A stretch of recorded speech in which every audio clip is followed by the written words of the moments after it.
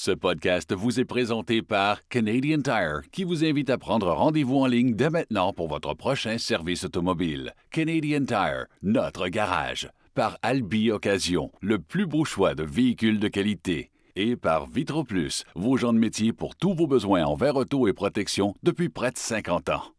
Sujet chaud. Aujourd'hui, on parle de modification de véhicules ou, en bon français, de tuning et de réparation de véhicules européennes, les Euros, avec Marie Laflamme, qui est directrice du service dans un garage spécialisé en mécanique européenne.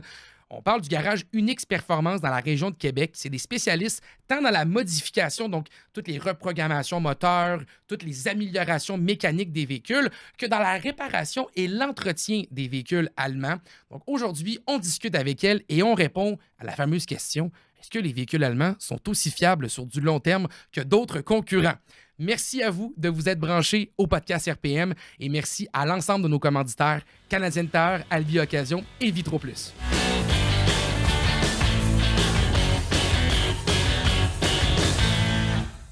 Caro, bonjour! Salut Sam! Aujourd'hui, on parle d'essuie-glace Ouais. et on va aller essayer de défaire un peu des croyances populaires. Ouais, des mythes. Oui. Par rapport aux essuie-glaces, hein? Tu sais, des fois, on pense que poser ça va faire une éternité, puis il n'y en a pas de problème, puis ça va faire la job pendant 15 ans. C'est pas tout à fait comme ça que ça fonctionne, Non, hein? c'est pas comme ça. Mythe numéro 1, tiens, on va y aller tout de suite.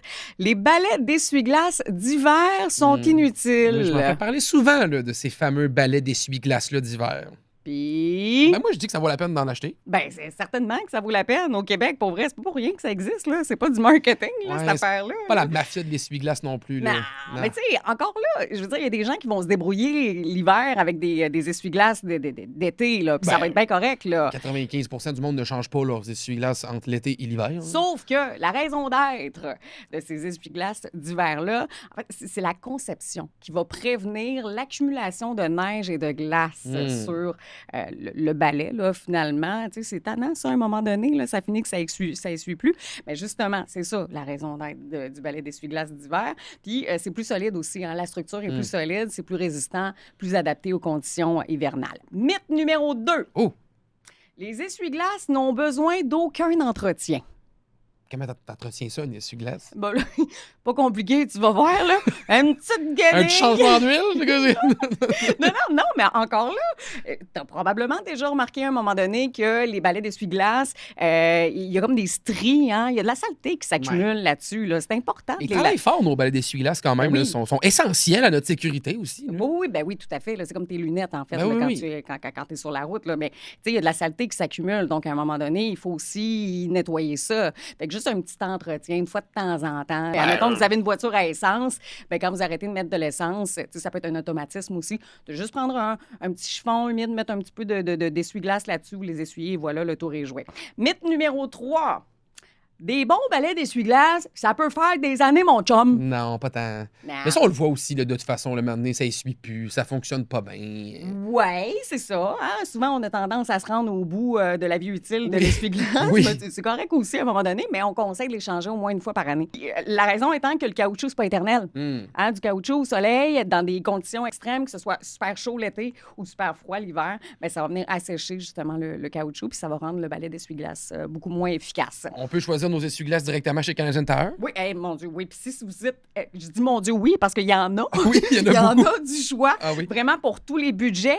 Plus vous payez cher, évidemment, plus vous allez avoir de la qualité et plus ça va durer plus longtemps, là, on s'entend. Si jamais vous êtes intimidé, là, vous comprenez absolument rien, vous savez pas quel choisir, là, évidemment, l'équipe de Canadian Tire, peu importe où vous allez, là, va être là pour vous aider. Puis on a même aussi le service de pause, là, si vous voulez. Ce qui n'est pas un luxe en plein hiver, parce que changer des essuie-glaces en plein hiver à moins 30, c'est pas le fun. Ça peut être très pratique de faire affaire avec Canadian Tire directement. Merci beaucoup, Caro. Plaisir. Marie, bonjour. Allô? Quel plaisir de te retrouver au podcast RPM. Nous, on se connaît dans un autre contexte. Là. Je vais parfois te voir pour des problèmes avec mes nombreuses machines. Oui. Donc, souvent, vous êtes là pour m'aider, la gang de Unix Performance. Vous êtes là Toujours pour présent. me donner un coup de main puis me sortir du pétrin. Mais là, aujourd'hui, on va jaser ensemble, puis je trouve ça le fun que tu sois là pour ça, de voitures allemandes, de réparation, de tuning. C'est un univers que tu navigues depuis maintenant très longtemps. un bout. Toi et ta famille aussi, Ouais. parce que Unix Performance, c'est une histoire de famille, n'est-ce pas? Exact. Dans le fond, c'est mon frère, mon grand frère, qui a starté Unix Performance, dans le fond, dans la forme où on est là présentement en 2004. Moi, ça fait 10 ans que j'ai décidé de suivre mon grand frère puis de me joindre à lui, plus l'aspect, au départ, genre service à la clientèle, comptabilité. Puis finalement, ben ça a pris de l'ampleur, puis finalement, c'est un peu tous les départements que je fais avec lui. 2004, 2004. quand même, hein? Ah ouais, on est vieux de même. Ça fait-tu, êtes-vous une des plus vieilles shops de réparation ou... Ben en euros, tu sais, spécialisé comme ça avec du tuning, je suis pas mal sûr que oui, là. Quoi, du moins dans la région de Québec? Là, Dans la région de Québec, ça, assurément, parce que vous êtes situé à Québec. Oui. Il y a d'autres genres de shops de même un peu au Québec. Là. Il y en a des Ouais. spécialistes aussi à Montréal, il y en a un petit peu, mais Ouais. mettons, à Québec, vous êtes un peu le centre névralgique des euros. Là. Tu sais, les Exact. gens qui veulent faire de la réparation et pas aller chez le concessionnaire, ils vont aller vous voir quand Oh, ils veulent ouais. se spécialiser un peu plus. C'est ça. Toi, tu faisais quoi avant de te lancer là-dedans? Ça n'a aucunement rapport avec les automobiles, là. J'étais chocolatière. Pour, pour vrai? Ouais, anciennement propriétaire de la chocolaterie de l'île d'Orléans. Fait que. Ah ouais? Ouais. Cool, OK. Fait que Ça n'avait pas rapport. J'ai changé le chocolat pour de l'huile, mettons. Là. c'est quand même deux produits visqueux. Oui, très salissant, mettons. Exact.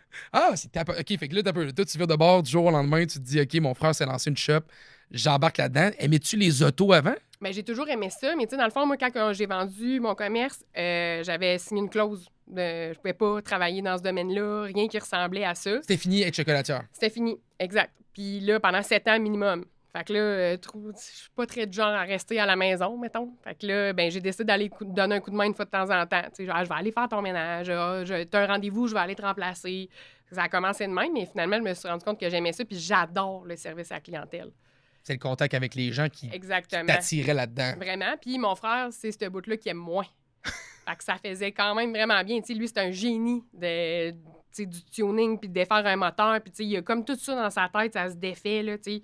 Ça, moi, je l'ai moins. Lui, il l'a. Fait qu'on se complète vraiment bien. Puis le service à la clientèle, répondre aux clients, j'étais là pour ça. Fait que j'ai décidé de rester avec les années. Tu savais que la clientèle devrait pas en faire partout. Tu t'es spécialisé en automobile. J'imagine que l'influence de ton frère t'a amené un peu là aussi. Là. Tu sais, ton frère devait parler de char un peu au souper de famille, j'imagine. Là. Ouais. Puis tu sais, très vite, mon premier char, mettons, quand j'ai eu mon permis, il fallait qu'il soit cool. Puis tu sais, j'aimais ça, là. J'ai tout le temps aimé ça. C'était quoi ton premier char? 1 euro, C'était quoi? un Golf. Un Golf quoi? Eh non, c'est pas vrai. Mon premier, c'était un Jetta MK3 blanc. Oh! Ouais. Wow! Y avait-tu Ouais. quoi de spécial? J'avais mis, je pense, un entrée d'air puis comme des coils spring. Là. Juste pour qu'il sonne un peu plus du moteur, là. Tu l'entendais un peu? C'est ça. À bâton. Mon premier... Non, mon premier il était automatique. Oh! Mon deuxième était manuel. OK, là, t'as fait le step après, là. Exact. T'étais allé où après? Après ça, j'ai eu un Golf OK, quelle année? MK4. OK, quand même. Après ça, j'ai eu un 20e anniversaire GTI Ouh! qui Le- existe encore, je crois, à l'avoir vu à l'Eurocratie comme le 2 ans. Là. Donc, il est encore en vie, ce véhicule-là. là. Encore en vie. Exact. Puis là, après ça, j'ai bifurqué dans des côtés un petit peu plus sombres. Ah oui? J'ai quitté l'Euro quelque temps. T'es allé où? Je travaillais pas chez Unix encore. Fait que c'est comme dans mon entre-deux. Ça compte pas. Ça compte pas. J'ai eu un RDX OK, quand même. que j'ai vraiment aimé. Ben, Mais... je pense que t'allais me dire, j'ai pas un Ford Taurus, là. Je Non, pense que t'allais me j'ai eu dire, un tu sais. RDX, puis après ça, là, j'ai vraiment tombé dans le côté sombre. J'ai eu une minivan. Oh! Qu'est-ce que t'as eu? T'as peu. Wow! Moi, je trouve ça fou, des minivans. J'étais un fan de J'ai minivans. adoré ma minivan. Qu'est-ce que t'as eu comme minivan? Un Sienna. Ah, nice. Ouais, ben là, maman oblige, là, j'avais besoin. Les enfants, Exact. beaucoup d'espace, Ouais. côté pratique. C'est ça. Puis ça peut être tuné de minivan aussi, là. Tu peux coucher Ouais. ça à terre sur des ballons, là. Tu savais, là, je travaille avec des garçons. Ouais. Ils faisaient juste m'envoyer des Sienna du Japon, comme ultra modifiés. Check, c'est là, 1000 HP, on pourrait faire ça, mais c'est pas besoin de ça pour aller au Costco, là. Ben, Ouais. y a-tu trop de puissance dans un char? Je pense que la réponse est non, là. Ah, il y en a jamais assez, puis on s'habitue tout le temps. Ben, c'est ça. On peut toujours aller en chercher plus. Ouais. Fait qu'un parcours automobile qui t'a ramené encore dans l'euro parce que Ouais. t'as commencé à travailler chez Unix. Clairement, tu t'es dit ça serait le fun de retourner dans l'euro, j'imagine, là. Oui, oui. Après ça, j'ai eu. Ben, tu sais, là, dans le fond, les 2 derniers, là, présentement, j'ai un Audi Q7. Cool. Puis juste avant, j'ai eu un Sportwagon qui était quand même pas mal modifié, mais tu sais, mon daily, là, avec un turbo de Golf R, tout aménagé en Golf R, la suspension, l'entrée d'air et tout. Puis tu sais, c'était mon auto de tous les jours pour aussi aller au Costco comme la minivan. Mais cette auto-là, je l'ai vraiment adorée. là, Ah oui, tu sais, hein? Ouais. Les Golf Sportwagon un peu plus longues, manuelles, Non. automatique DSG, Automatique DSG. avec la DSG 4 roues motrices. Ouais. Fait que beaucoup de plaisir à avoir là-dedans aussi. Ah, là, je là. l'ai vraiment aimé. Ah oui, hein? Ouais. T'entonnerais-tu dans d'autres choses que de l'euro ou maintenant que tu sais que t'es rendu chez Unix, tu resterais là? Bien, il n'y a rien qui m'attire présentement vraiment sur le marché. Tu sais, autant dans le US que dans le japonais. Je trouve que là, on est comme un entre-deux là, avec l'électricité aussi qui arrive. Là, tu sais, il n'y a rien d'excitant selon moi présentement. Là, fait que je vais comme garder ce que j'ai. Puis c'est aussi ce que je dis à mes clients présentement. Tu sais, à moins qu'il y ait un produit qui t'excite vraiment, vas-y. Mais des fois, avoir un char payé puis juste l'entretenir, ça peut être le fun aussi. Là. Puis dans les véhicules usagés aussi, il y a moyen de trouver des petites perles quand même encore. Là. Tu sais, oui, vraiment. Tu peux trouver des chars qui sont un peu plus âgés, mais qui ont été très bien entretenus, mais qui ont surtout une bonne plateforme. C'est sûr. Que la plateforme peut être amusante à modifier. Vous autres, vous devez en voir souvent du monde qui arrive avec des chars qui sont usagés, mais qui te disent « Moi, j'ai envie de le continuer puis de le garder en vie longtemps, ce véhicule-là. » Mettons, dans le tuning, c'est un peu ça. Quelqu'un qui achète un nouveau véhicule puis il a l'intention, mais on va toujours y proposer, bien, regarde, il n'y a pas de problème, on peut aller de l'avant, mais exemple, c'est un 2015, un 2016 ou même plus vieux, on va juste proposer de faire une grosse inspection avant, si savoir est-ce que la base est encore bonne, est-ce que c'est une bonne idée. On fait l'entretien, puis après ça, on fait ce que tu as le goût. Tout se fait, là. Tout se fait, mais on s'assure qu'au moins le châssis est bon. Exact. T'assures que le véhicule soit correct. Pourquoi ton frère, quand il a lancé Unix en 2004, voulait travailler exclusivement sur de l'euro? C'est quoi qui vous a attiré, autant toi maintenant que ton frère, dans les produits européens? Bien, honnêtement, je pense que mon frère n'a jamais eu autre chose qu'un euro de toute sa vie, là. T'sais, son premier char, avant même d'avoir son permis de conduire, il y en avait déjà un MK2 dans la cour. Là. C'était ça qu'il allait avoir. Puis je l'ai jamais même entendu parler d'autre chose. Puis pourtant, nos parents, c'était pas ça. Là, mon père a eu des Américains, il changeait de marque, c'était pas grave. Mais mon frère, ça a toujours été une passion, là, day one pour les euros. Là. Fait que lui, c'était comme inévitable. C'était sûr que ça allait être ça, puis rien d'autre. Là. Fait que ça l'a permis aussi de grandir, j'imagine, avec ces moteurs-là, puis les générations. Parce que là, on parle de MK2, MK3, MK1, pour les gens qui nous suivent depuis tantôt, c'est des termes plus techniques. C'est les générations, c'est des laps de temps. Exact, c'est les générations des véhicules qu'on surnomme chez Volkswagen, en particulier avec les MK. Là. Fait qu'on fonctionne 1, 2, là, on est à 8 avec la Golf actuellement, donc le MK8. Il y a eu des semi-générations, là, des MK 7.5. Il y a eu plein de choses comme ça, mais les amateurs des marques européennes, souvent, vont parler des générations comme ça. Ça dépend des compagnies aussi, avec Subaru, c'est d'autres termes qu'on va utiliser. Ouais, c'est ça. Dans le cas d'Audi, c'est B6, 7, 8, B9 présentement. Chez BM, les F80, on va se promener à travers ces choses-là. Donc, ça dépend des compagnies, mais c'est des termes pour parler de génération. Fait que ton frère puis toi, vous avez trippé sur l'euro. Tu sais pas trop pourquoi, dans le fond, vous avez commencé à tripper là-dessus, autre que ton frère avait une fascination. Bien, il a toujours aimé ça, mais c'est sûr que quand tu as conduit autre chose, puis je pense que ça, c'est comme n'importe qui, même quelqu'un qui il veut dire qu'il n'aime pas l'euro, il faut que tu en aies conduit un Vaux ou un Audi pour être capable de déterminer qu'il n'y a rien qui ressemble à la conduite de ça. T'sais, c'est direct, tu sens ce que tu fais, c'est pas ballon, c'est toi qui conduis le véhicule. Pour tout le reste de la voiture, là, à cette heure, ça se ressemble tout. Là. Les plastiques puis tout ça, là, un intérieur, c'est un intérieur. Là. Mais la conduite d'un euro, ça a quelque chose de particulier. Là. Vous faites pas juste du Vaux puis du Audi? Bien, principalement, là, c'est comme je mentirais de dire que je fais vraiment beaucoup de Porsche ou de Mercedes. On en fait parce que c'est de l'euro aussi. Mais le core de la business, c'est vraiment Audi puis Vaux, on les connaît par cœur. On en fait beaucoup. Mais quelqu'un qui a un Mercedes, je vais le prendre, ça va me faire plaisir. Quelqu'un qui a un japonais, malheureusement, si c'est le conjoint d'un bon client, je vais le prendre. Mais c'est pas ça notre force, dans le fond. La marque qu'on a de penser chez Unix, c'est que on est bon dans ce qu'on fait parce qu'on les connaît par cœur. Quand tu t'éparpilles un peu partout puis tu fais toutes les marques, selon moi, tu peux pas connaître tous les petits bobos par cœur des modèles. Là, ces modèles-là, on les voit tellement longtemps, souvent, puis on en a tellement fait que je suis capable de répondre facilement à une question. Oui, ça, c'est un problème connu. Mais quelqu'un qui m'appelle pour un Mazda, là, je ne sais pas les problèmes connus des Mazda parce que j'en fais pas. Mais ceux-là que je fais, je les connais par cœur. Ben, c'est honnête. Ouais. En même temps, je trouve ça honnête comme service client. Là, sachez-le. Vous avez un Mazda, elle n'est pas là, mais vous avez un produit allemand. C'est une bonne idée. Mais je pense que c'est honnête de dire ça pour toutes les bannières. Un garage qui fait du général, il peut pas dire qu'il est excellent dans tous les modèles. Là, c'est pas vrai, il y en a tellement sur le marché, on peut pas tous les connaître par cœur, puis on peut pas tout savoir sur tous les modèles. Ah, puis les châssis changent, les moteurs changent. Des fois, c'est même une mise à jour de mi-cycle qu'on appelle les facelifts, mais on va changer la disposition d'une pièce ou deux. Là, c'est même plus le même numéro de commande qu'il faut que tu fasses à la pièce pour l'avoir, donc ça devient super compliqué. Donc effectivement, je pense que de se spécialiser dans quelque chose, c'est intéressant. Tu dis que t'en faisais beaucoup. On pourrait parler de fiabilité peut-être, un petit peu, des produits allemands. Il y a une réputation autour de la voiture allemande aussi qui est assez forte sur le manque de fiabilité, les coûts de réparation qui sont onéreux. Je voulais t'amener un petit peu là-dedans aussi, puis de voir un peu, t'as-tu remarqué qu'il y avait une une amélioration dans la qualité des véhicules ou au contraire, toi, de ce que tu perçois actuellement dans le garage, peu importe les années que tu magasines, les véhicules allemands, c'est un peu moins fiable que les autres? Non, selon moi, non. Parce que, tu sais, dans le fond, surtout dans les dernières années, là, je pense qu'à peu près toutes les grandes marques ont eu des rappels majeurs, tu sais, pour plein d'affaires, là, tu sais, pas juste des moteurs, mais autant dans l'électronique et tout ça. Je pense que toutes les marques ont un peu baissé la qualité. Dans le cas de chez Vaux, puis Audi, parce que, tu sais, dans le fond, je les mets tout le temps un peu dans la même famille, là, ça se ressemble vraiment beaucoup, là, tu sais, à la base, quand même, la même famille, là. Il y a des lacunes, oui, mais chaque génération a sa lacune. Fait que, tu sais, que ce soit un Ford, un Mazda, il va avoir aussi, de génération en génération, des problèmes connus de, ben oui, on le sait, de telle année à telle année, c'est ça le problème. Ben, de mon bord, c'est ça aussi.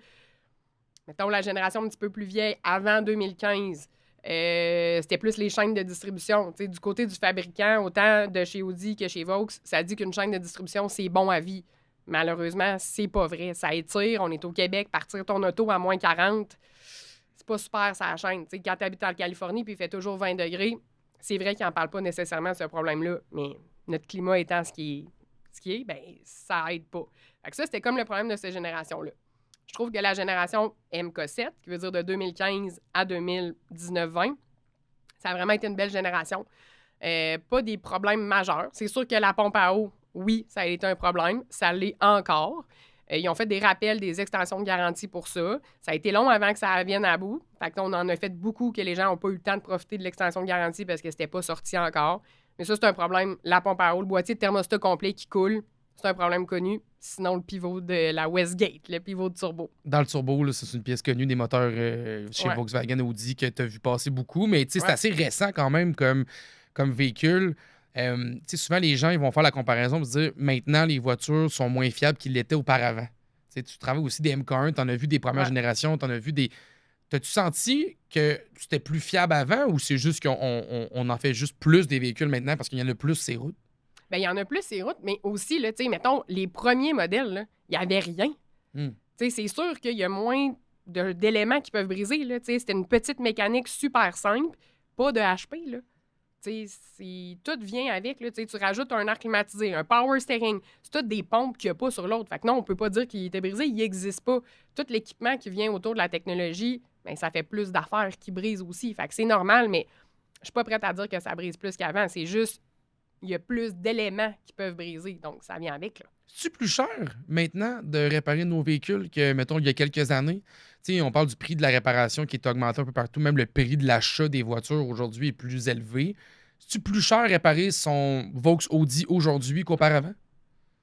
Il y a certains éléments, dans le fond, pas nécessairement à la réparation, je dirais, mais à l'entretien général, oui. Avec mes clients, là, c'est comme quelque chose que je parle beaucoup, c'est juste les pneus. N'importe quelle voiture va avoir besoin des pneus. Depuis que je travaille chez Unix, mettons une dizaine d'années, je trouve que c'est l'affaire qui a le plus augmenté. Là. Ah ouais, hein? Ouais. Ça ressemble à quoi, mettons, on voit en moyenne, là, c'est quoi que tu as vu comme augmentation de prix, mettons, en 10 ans? Bien, tu sais, je trouve que, mettons, mettre des 17 pouces avec une bonne marque qui fait du sens, mettons, Nokian, moi, c'est mes pneus d'hiver préférés. À 17 pouces, quand on est rendu presque à 1500 $ pour des pneus, je trouve ça cher. Là. C'est pas grand public, là. C'était pas ça, le 10 ans, là? Vraiment pas. Ça devait coûter quoi, 750, 700? À peu près. Fait que c'est moitié prix, là. Depuis la COVID, les pneus, il y a certains modèles de pneus qui ont doublé, là. Tu sais, des fois, on parle de pneus chinois, là. Oui. Mais tu sais, même des pneus chinois, maintenant, c'est rendu comme... C'est ça qui est accessible pour un salaire moyen, là. C'est capoté, hein? Tu sais, avant, mettons, un pneu qui était vraiment... On disait, ah, tu sais ça, achète-en, là, puis brûle-en cet été, c'est pas grave, là.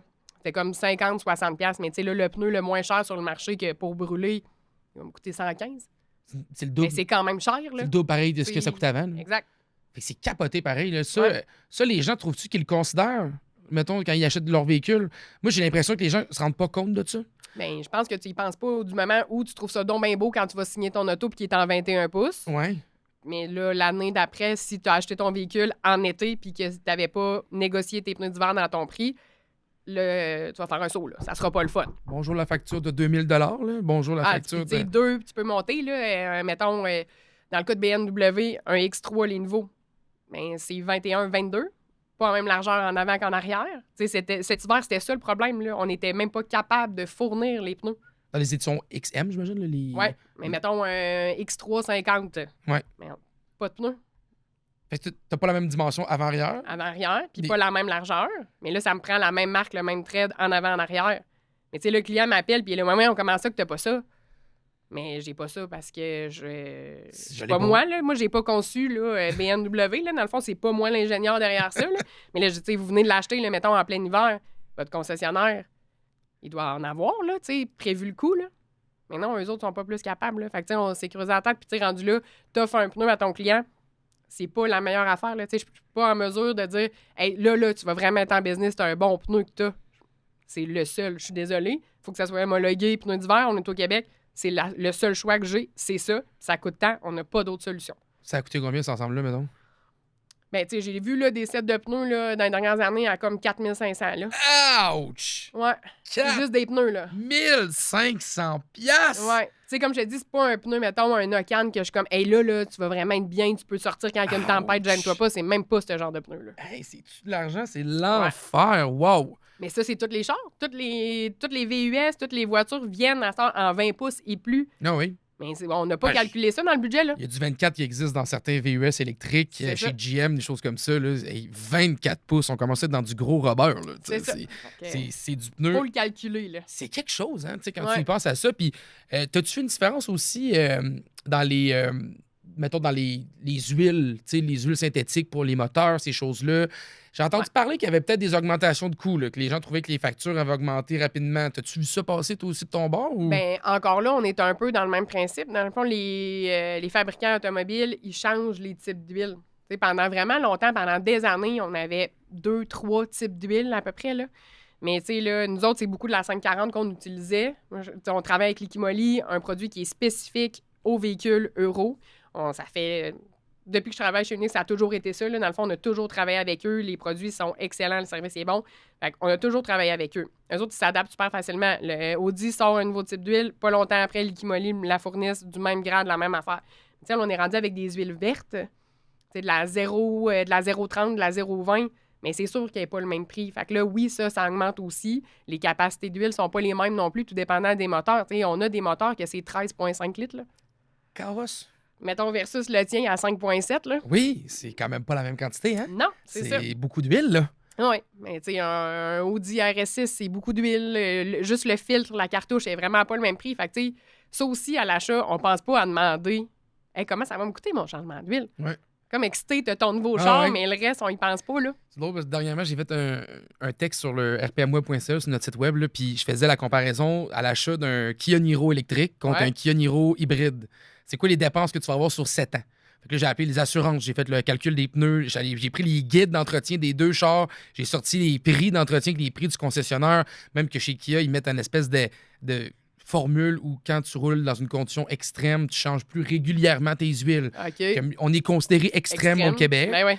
Fait qu'en tout cas, je faisais mon calcul, puis à la fin de tout ça, même si la version électrique me coûtait plus cher à l'achat, elle me revenait 4 000 moins cher sur 7 ans parce que l'entretien du hybride était tellement élevé en fréquence puis en dépenses que j'arrivais moins cher avec le véhicule électrique à la fin, en incluant le rabais de 5 000 $ du gouvernement fédéral qui vient tout juste d'être ajouté. Si j'enlève le rabais, là, l'hybride devient plus économique sur 7 ans. Fait que c'est fou de voir comment les gens, des fois, quand tu fais ta mesure de calcul, tu te dis, il y a tellement plein de choses à prendre en compte dans ces calculs-là pour arriver à une solution économique à la fin. Puis souvent, la réponse, c'est souvent de conserver son véhicule. C'est souvent ça, la formule la plus économique là-dedans. T'sais. Oui, mais tu sais, comme je te dis, j'aime le service à la clientèle. Mais tu sais, c'est un peu ça ma job. Il faut que j'explique des factures. Ça coûte cher. Tout coûte cher. Fait que je suis un peu tout le temps en train de délier ça. Mais comme je l'utilise là, plus de 10 fois par semaine, là, cette phrase-là, là, comme un paiement de char, là, ça revient aux 30 jours. Tu sais, mettons, on fait un entretien, je comprends. Là, aujourd'hui, ça coûte cher. Mais c'est parce que, tu sais, quelqu'un qui me répond « Ah, je m'en fous, je ne l'entretiens pas, puis je vais aller en acheter un autre. » Bien, premièrement, pour avoir l'équivalent que ce que la personne a présentement, c'est zéro le même prix que quand elle l'a acheté il 10 ans en 2015. Absolument. Pour avoir l'équivalent, c'est fou. Mais après ça, là, le pas de paiement aussi là, d'auto, là, c'est le fun. Là. De juste avoir un entretien. Un entretien, OK, 2500 dans deux semaines, à la prochaine paye, il va se payer, puis ça va être réglé, on n'entendra plus parler. Mais le paiement de char du char neuf, il va être encore là après. Là. Il va passer tout le temps. Là. C'est ça. Y a-tu du monde qui capote quand ils voient une facture d'entretien? Y a-tu du monde qui vont au garage et sont comme. Ils pleurent? Genre? Ben, j'en ai, là, tu sais, que je vois vraiment un certain malaise, puis on essaye de trouver des solutions, tu sais, étape 1 pour la sécurité, étape 2, mais tu sais, souvent, ceux qui ont vraiment un malaise, ils le savent, là, tu sais, ils viennent me voir en disant, ben, tu sais, je suis pas venu au garage depuis 2021, 2022, mais à un moment donné, ça coûte pas mal moins cher de tout faire au fur et à mesure que de, comme, pas l'entretenir, puis là, décider du jour au lendemain de l'entretenir, ça, c'est sûr et certain, là. Fait que y a du monde qui doivent piquer des sauts, là. Ouais.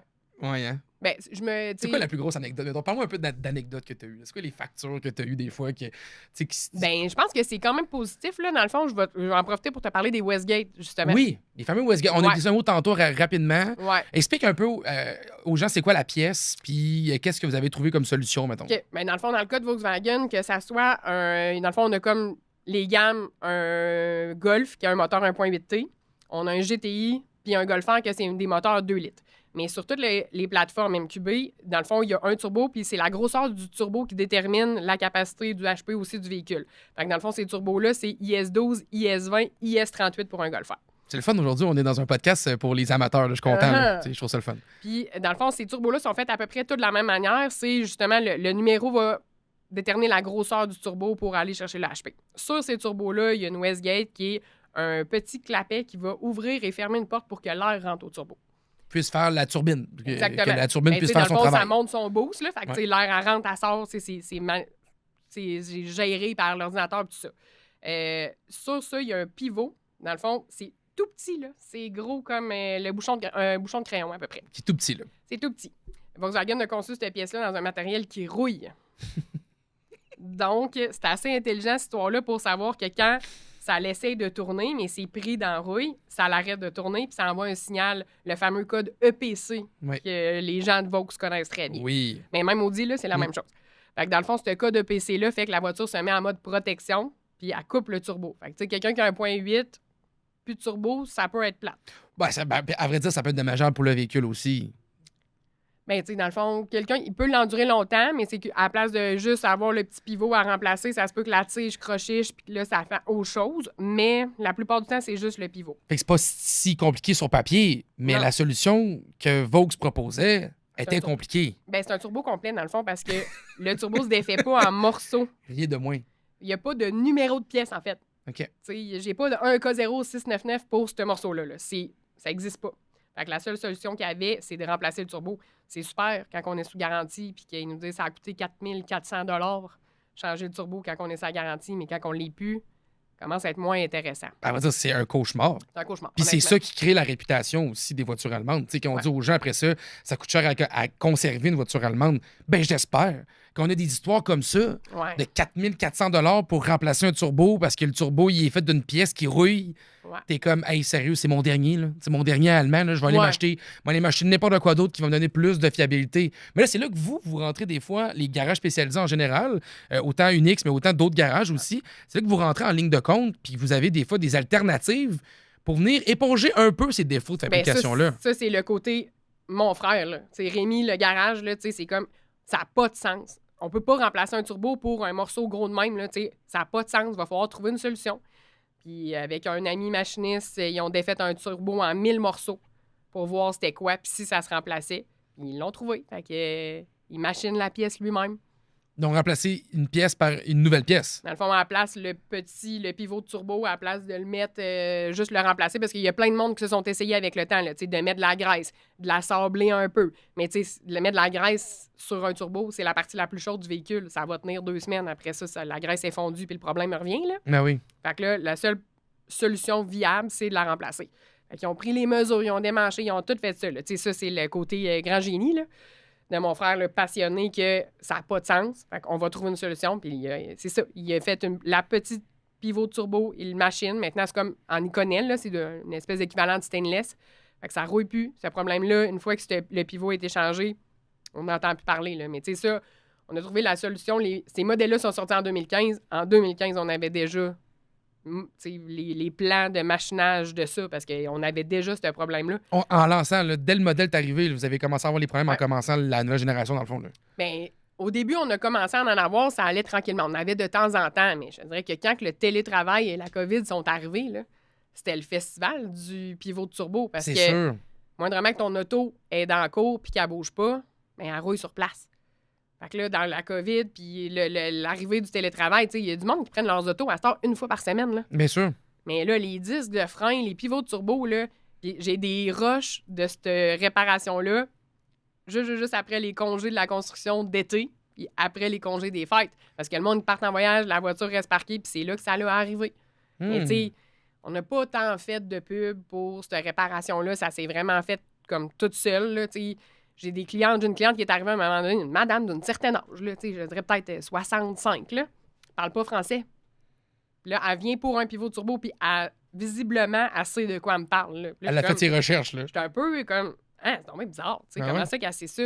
Mais la madame, là, elle était tellement insultée de se faire dire au concessionnaire que sur son 1.8T de comme 145 000 qu'elle avait changé 2 fois le turbo sa garantie, mais là, il l'était plus. Elle était tellement insultée de ça que, d'après moi, elle a fait le tour de l'Internet au complet. Elle est allée lire sur des vlogs, des affaires, puis elle est tombée sur nous autres. Elle dit, ça me coûte pas mal moins cher descendre à Québec, dormir à l'hôtel s'il faut. Elle est partie de où?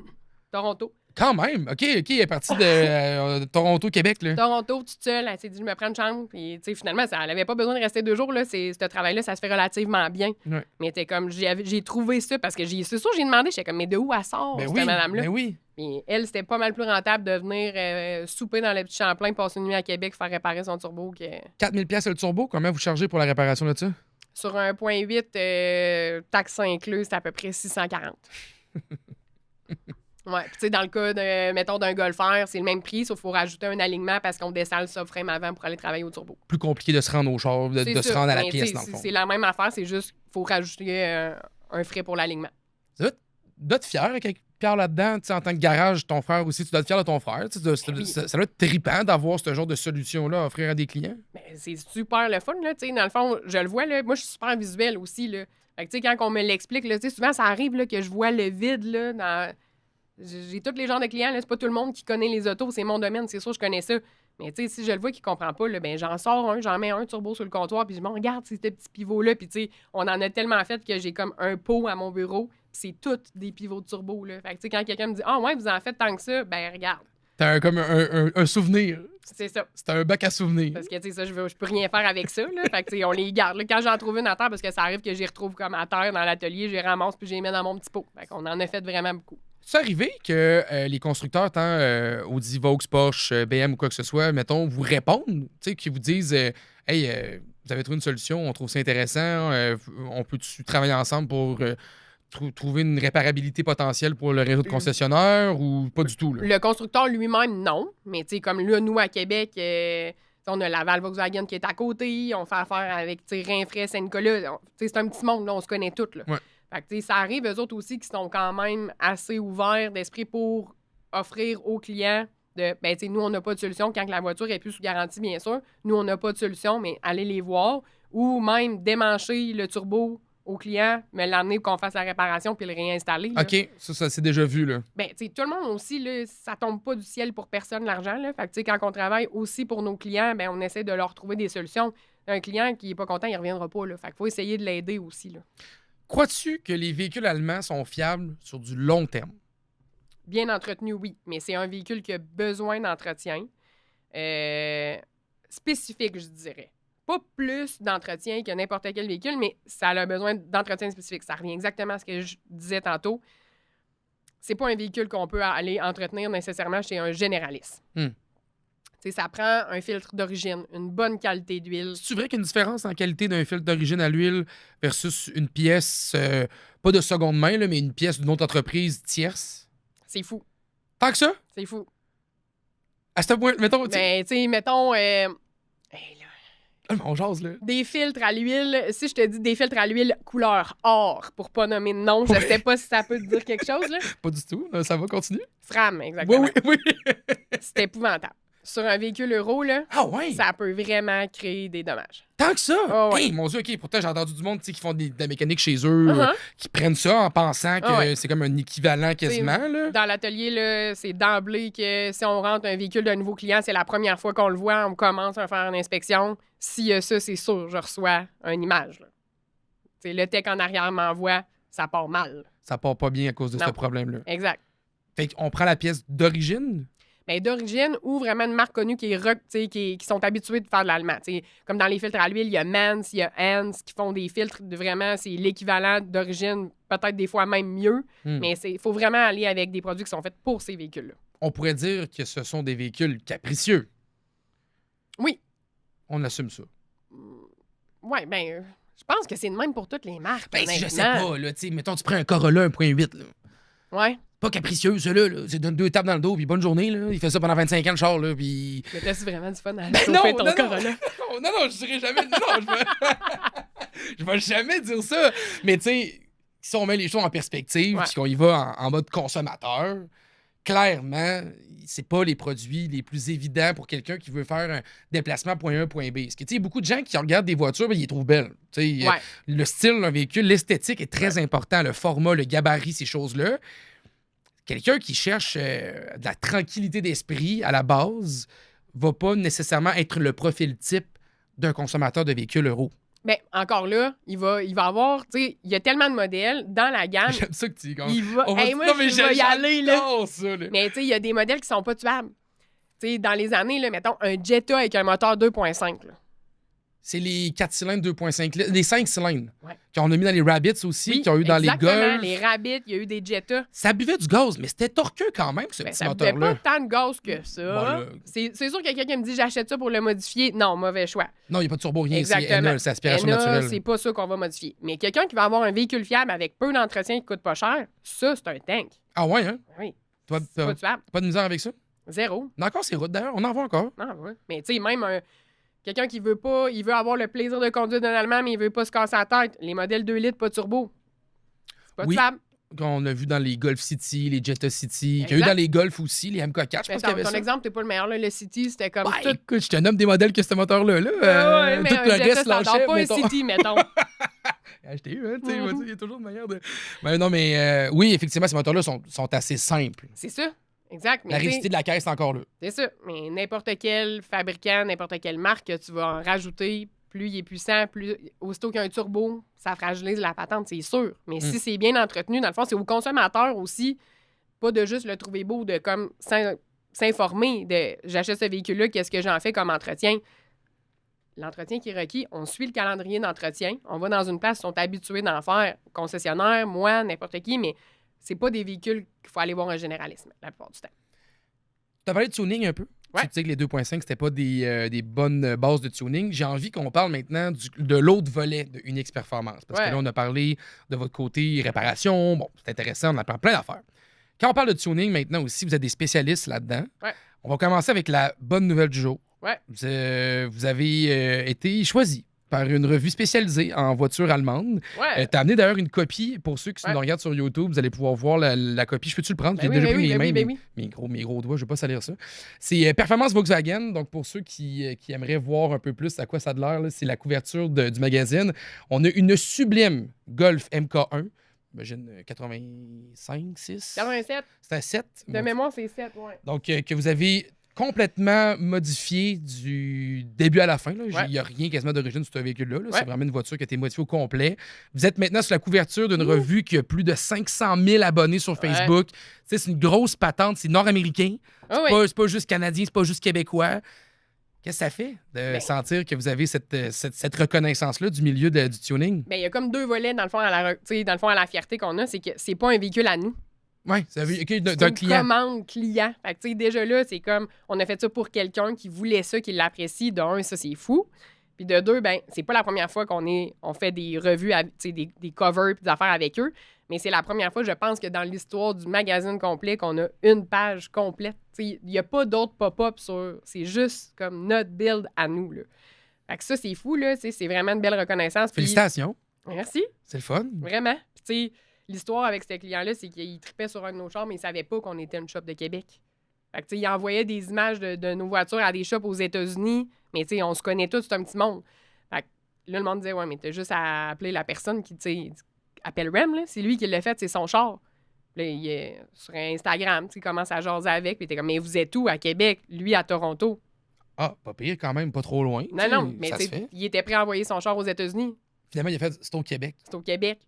Fait que c'est nous autres qui l'avons fait, puis au complet, là, tu sais, dans le fond, body, l'intérieur, le moteur, le chrome, il y a vraiment beaucoup, beaucoup de chrome sur ce modèle-là. Fait que, tu sais, c'est un show car, là, tu sais, ça sera jamais un véhicule de course, là, mais c'est ça, c'est un complet. L'univers du tuning, c'est encore possible aujourd'hui d'y croire? Y a-t-il encore du monde qui tripe sur le tuning? Oui, il y en a encore. Beaucoup? Ça a changé. Maintenant, c'est comme une génération comme... C'est comme si les gars de quand avaient 16 ans, qui sont maintenant rendus peut-être à 45, ils se disent, moi, là, quand j'étais jeune, je voulais que mon char soit de même, mais là, j'ai les moyens de le faire. Fait qu'ils le font. OK. Fait que ça, j'ai beaucoup ça. Mais tu sais, des projets dans le style de lui, on en a fait là, que c'est du monde qui ont racheté. Moi, quand j'étais jeune, là, j'aurais tellement capoté à avoir un GTM K2, mais là, ils le font. Là, avec le budget qu'ils ont présentement en tant qu'homme d'affaires qui ont réussi. Là. Avec leur budget d'adulte, ils sont capables Exact. de se payer le trip qu'ils auraient voulu avoir quand ils étaient plus jeunes. Mais tu sais, je te mentirais si des projets de même, je fais ça toutes les semaines. Là. C'est pas vrai. Tu sais, ça, c'est un projet, c'est plus d'1 an de travail, ça. Là, tu sais, c'est pas vrai qu'on a fait ça en 2 semaines. Là. C'est de la job. Là, c'est un an de job. Tout est fait sur mesure? C'est beaucoup, beaucoup de sur-mesure. C'est beaucoup d'attente parce que les morceaux, je colle pas ça à l'entrepôt puis ils viennent me livrer 20 minutes après. Là. Non. Il y a des morceaux, les tours de fenêtre, les affaires de même, ça vient de la Lituanie, de la Grèce. Il faut trouver où ce qu'il en reste. Premièrement, il n'en reste pas partout. Fait qu'il y a ça. Mais du tuning à plus petite échelle, mettons sur un modèle récent, il y en a encore, mais c'est rendu cher. Le prix d'une modification comme le MK187 que vous avez fait, qui est la couverture de performance Volkswagen, je suis allé le rappeler, du mois de février 2026. Comment ça coûte faire une voiture comme ça? Plus ou moins 100 000 Ah! OK. Ah ouais. OK. On prend une petite gorgée? Non, c'est ça. Mais tu sais, juste ici, là, tu vois, là, la panne à l'huile est chromée. Oui, c'est vrai, c'est une panne à l'huile chromée. Là. C'est ça. Je vais essayer de faire de quoi avec les caméras ici, en trichant, en tout cas. Là, ça, c'est chromé, c'est une panne à l'huile. Fait que tu sais, ce client-là, il aimait vraiment, vraiment beaucoup le chrome. La cage à l'intérieur du véhicule est chromée aussi, là. Fait que tu sais, ça, c'est du cas par cas, là. Fait que c'est vraiment, tout est fait à la main, quasiment. Là, c'est juste, mettons, ce morceau-là. Là. Le morceau du cover moteur, là. Ouais. J'aurais offert à n'importe quel client, hey, ça serait vraiment cool de mettre ça chromé, mais le prix fait pas de sens. Mais lui, all-in. Il voulait le faire. Ça doit être capoté d'avoir un client qui est capable de faire ça aussi Vraiment. avec vous autres. Là, ça doit tellement être trippant de dire la personne, elle aime tellement cette voiture-là qu'elle est prête à mettre 100 000 $. Tu sais, à 100 000 aujourd'hui, tu peux acheter des belles caisses. Oui. Là, Vraiment. Tu peux acheter un beau champ neuf là, à ton goût. Là. Mais il y a de quoi d'unique là-dedans, j'imagine, de monter ce genre de voiture-là. Ben, clairement, il traîne dans un show puis il triple. Là, mais tu sais, t'achètes une voiture neuve, elle fera pas nécessairement partie d'un magazine comme ça. Non.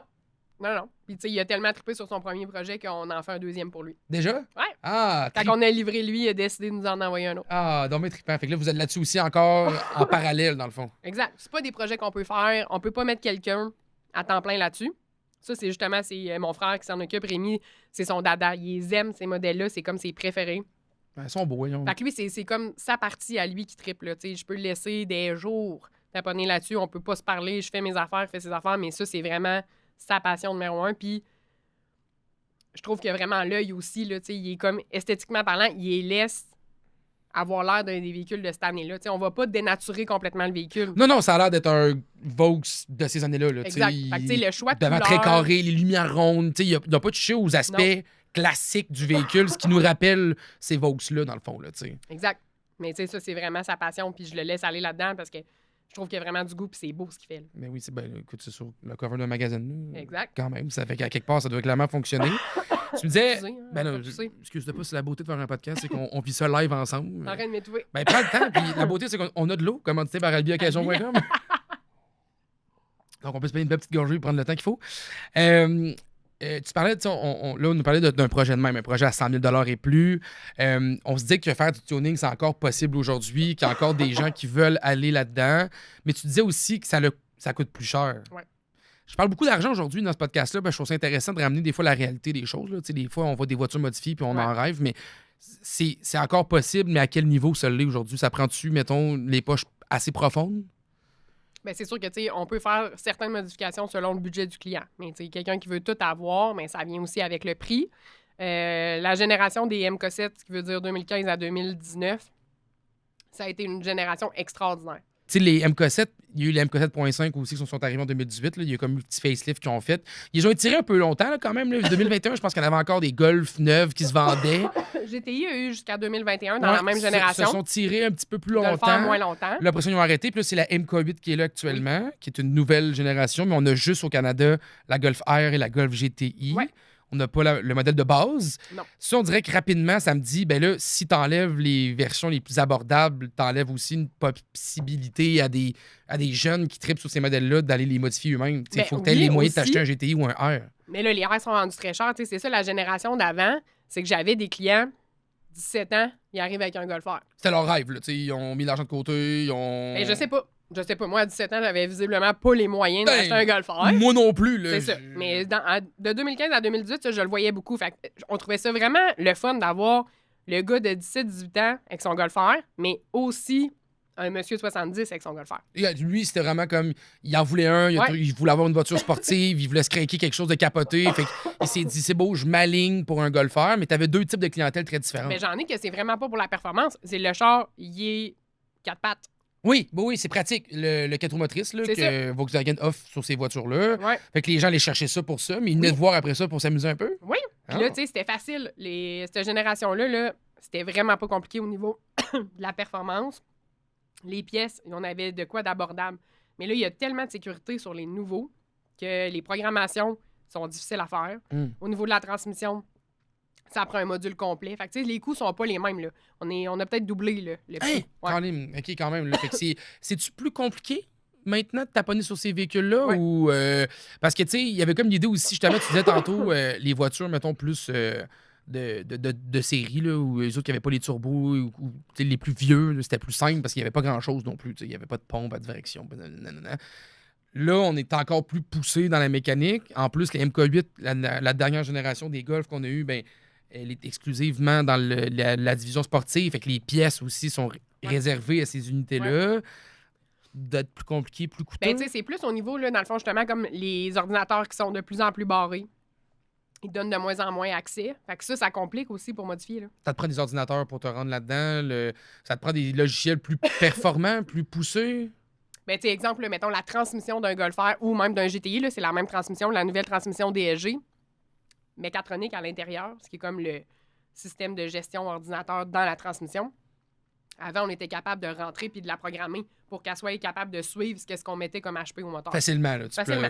Avec un fil, tu règles ça. Exactement. L'ordinateur, je me branche, ça se fait, on prend une lecture, on enregistre la lecture, on met la lecture modifiée, ça se fait super bien. Vous aviez déjà les codes de lecture, c'était comme du donnant-donnant. Ben, c'est des compagnies, dans le fond, de tuning avec qui on fait affaire. Exemple, Unitronic, il y en a plein. Là. Nous, on prend une Unitronic. Okay. Exact.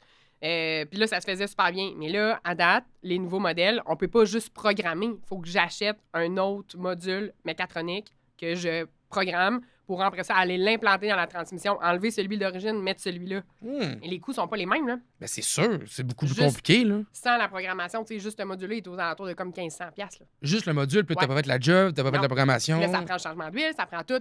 Fait que c'est pour ça que ça devient de moins accessible. J'ai encore des clients crinqués, autant des plus jeunes que des jeunes professionnels qui veulent le faire, puis ça leur tente de le faire. Mais c'est plus facile, tu sais.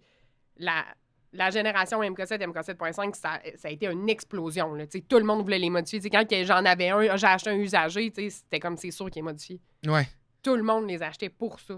Ça a vraiment été un gros boom. Je pense pas qu'on va revivre ça un jour. C'est triste? Ben, il va y avoir autre chose. Ouais? Ben oui. À quoi qu'on s'attend? Pour vous autres, là, mettons, dans le tuning, là, des ordinateurs plus performants. Ben, tout le monde va transférer des ordi programmables, là, d'après moi. Là, ça va être beaucoup ça aussi. Là, ou acheter des clones des ordinateurs.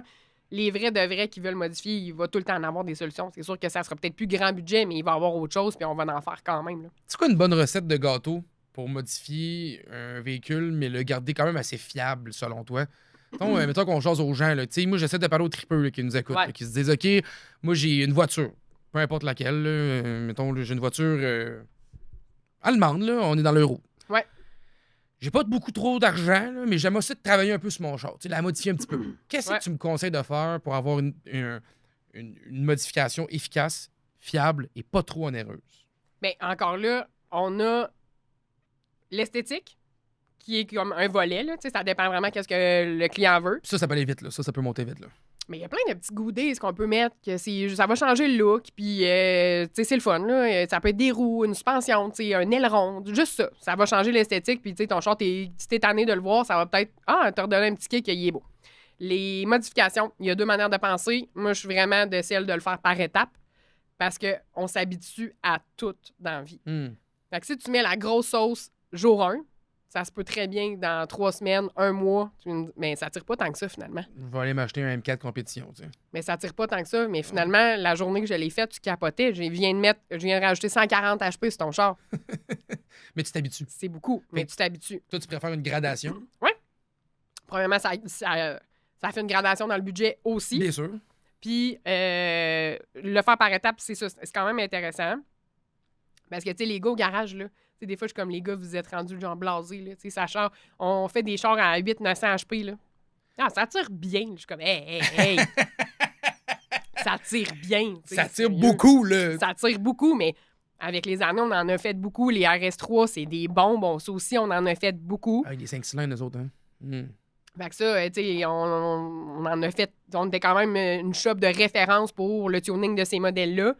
Fait que, tu sais, ça, un moment donné, les gars, ils allaient essayer ça, puis c'était comme, ça tire bien, là. Fait que, mettons, on se dit, une entrée d'air. Une entrée d'air, c'est le fun. Une entrée d'air, c'est le fun. Ben, c'est le fun dans le sens que je vais essayer de conseiller les clients aussi pour mettre une modification que, oui, on a le son de l'entrée d'air, là, on entend le turbo respirer, c'est intéressant, mais au moins, elle donne quelque chose. Ouais, elle augmente un petit peu la puissance du moteur aussi. Ben, elle aide le turbo à travailler. Il faut que ça soit pas juste un son. T'sais, le son, il est là, oui, mais parce qu'il aide quelque chose d'autre à faire. Ouais. Fait que l'entrée d'air, c'est bien. Pour commencer, mettons, on se fait un petit build de début. Là, une première étape dans la gradation. Là. Entrée d'air, programmation. Programmation, ça, c'est les fameuses puces électroniques qu'on met. Anciennement appelées les tunes. Les tunes là, qu'on appelait, qu'on va mettre dans les véhicules. Ça, c'est ce que Unitronic va te fournir, puis tu vas pouvoir modifier. Mais ça, c'est quand même la modification qui en donne le plus pour le moins de coûts possible. Pour un modèle X, là, on est à peu près à, mettons, moteur et transmission pour un modèle qu'on n'a pas à changer mécatronique. On est aux alentours de 1200 pour une programmation qui va nous donner une centaine d'HP puis 80 livres de torque à peu près. C'est immense. C'est beaucoup pour le prix que c'est. Ben, je pense qu'on a à peu près les mêmes âges. Là. Moi, quand j'étais jeune, on désactivait nos airs climatisés pour gagner comme 8 HP. Là. Je le fais des fois encore. On est loin de ça. En pensant que ça fait quelque chose, là, mais je le fais encore. Ben, ça te donne 8 HP? Ben, en tout cas, on dirait que j'ai le sentiment d'aller plus vite. C'est que oui, mais je comprends, oui, ça marche. Dans le fond, c'est comme... On gagne nos HP, mais là, c'est encore plus facile. C'est pas trop dur pour la mécanique? Du tout. C'est capable de le prendre? Oui, en masse. Là, dans le fond, c'est sûr que là, à un moment donné, puis ça, on est bien à l'aise chez nous, on le dit aux clients, il y a une certaine limite à un moment donné à ne pas franchir. Puis si on décide de la franchir avec un moteur, avec un interne stock, ben ça devient un peu à tes risques et périls. Parce que, tu sais, un turbo gros de même sur une plateforme qui est d'origine, à un moment donné, ça peut créer des problèmes. Fait que, on jase tout le temps aussi avec le client à voir c'est quoi le pouls, c'est quoi qui s'attend. C'est un véhicule qui roule à tous les jours ou c'est un véhicule qui va sortir juste une fois de temps en temps? Il faut que le monde soit conscient aussi de ça. Exactement. À un moment donné, tu peux pas juste penser que ton char va faire 1000 HP mais qu'il va rester plus fiable que le modèle d'origine qui sortait de l'usine. Là, non, c'est sûr. Il y a comme des limites à ne pas franchir. Quand je te disais tantôt que mon modèle à moi, mon Sportwagon, là, ben, j'en ai jamais eu de problème avec. Il était quand même beaucoup modifié. Je roulais avec à tous les jours. Mais j'avais comme été dans le standard de la modification. J'avais pas été la coche au-dessus. Faire attention, rester prudente. Oui, puis juste l'entretenir. Oui. Ça prend ça, tu sais, on entretient, ça prend des bonnes bougies. Puis la clé aussi d'un véhicule performant modifié, c'est quand même d'aller à la même place. C'est niaiseux, là, mais... le même monde qui connaît ton char. Exact. On est capable d'avoir une référence. Tu sais, si je pose la question au client, tes bougies ont été faites quand? Le colonne, il a été remplacé quand? Je sais pas, il faut aller fouiller dans les factures. Mais tu sais, tout ça... Si je suis capable d'aller ouvrir le dossier, ça a été fait telle date, puis là, regarde, on avait tel code d'erreur. Tout ça, là, c'est vraiment important de l'avoir. Fait que, tu peux aller acheter des pièces ailleurs si tu veux, mais essaye de tout le temps garder un entretien à la même place ou au moins d'être détaillé là, pour avoir une bonne historique. Là. Conseil intéressant pour tous ceux qui nous écoutent et qui ont envie de modifier tranquillement leur bagnole. Et je te laisse là-dessus, une dernière question pour toi, mais... tu sais, on a parlé tantôt brièvement, au début du podcast, puis je voulais le garder pour la fin. Qu'est-ce que tu penses de l'électrique dans l'avenir du tuning, de l'hybride? Penses-tu qu'il y a encore des jeunes qui vont arriver avec des projets? Penses-tu que c'est des mécaniques qui nous permettent d'exploiter l'univers du tuning? Bien, pour l'instant, là, en date... là, d'aujourd'hui, on est en février 2026. Février 2026, là, moi, je suis pas rendu là encore. Puis, tu sais, le feeling de mes tripeux, mes clients, que c'est des gars de gaz encore, là. Tu sais, j'en ai pas un, là, pour l'instant, qui a fait le switch puis qui a pas revenu en arrière, pour l'instant. T'en as vu, là, qui ont fait le saut électrique, mais ils sont revenus. Ouais. Tu sais, j'en ai des clients qui ont leur véhicule de semaine, c'est l'électrique. Mais c'est que financier. Parce que le volet plus tuning, passe le côté plus extrême. Mais ça sera pas la même, ça tirera jamais égal. Tu sais, l'électrique, je concède, là, ça va vraiment vite. Ça accélère rapidement. Mais après ça, c'est fini. Le moteur, il y a une vitesse. Tandis que moi, c'est comme l'inverse quand on y va à gaz. C'est souvent, sur le départ, oui, ça y va, mais ça à haute, on est capable d'aller en chercher. Mais un char électrique, la haute, je suis désolée, elle n'existe pas. Fait que à voir et à suivre, c'est un peu ça. T'as-tu À l'ouverture? voir et à suivre. Avez-vous l'ouverture à ça? Avez-vous envie de voir où est-ce que ça nous amène? Ben oui, oh oui, c'est sûr que oui, mais c'est juste que on dirait que j'y crois pas encore. J'ai le goût de laisser le temps évoluer pour voir qu'est-ce que ça va donner parce que ça change tellement d'une année à l'autre. Ce que les fabricants, les constructeurs disent, c'est jamais la même affaire. En 6 mois, ça change du tout au tout.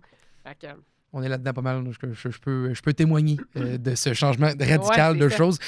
Marie Laflamme, merci d'avoir plaisir. pris le temps aujourd'hui C'est à avec toi. nous. C'est un immense plaisir d'avoir jasé. On rappelle ton garage Unix Performance, Ouais. garage à ton frère et toi qui travailles là depuis Ouais. maintenant plusieurs années. Ouais. Ancienne chocolatière que j'ai appris aujourd'hui. Donc, j'apprends plein de choses. Merci infiniment. Et je veux vous remercier à vous aussi d'avoir été à l'écoute. Merci beaucoup, beaucoup d'écouter le podcast RPM. Je suis aussi à dire un gros merci à nos 3 partenaires, Canadien Tire, Albi Occasion et Vitro Plus. Merci d'être là. Et moi, je vous dis à très bientôt pour un autre épisode du podcast RPM.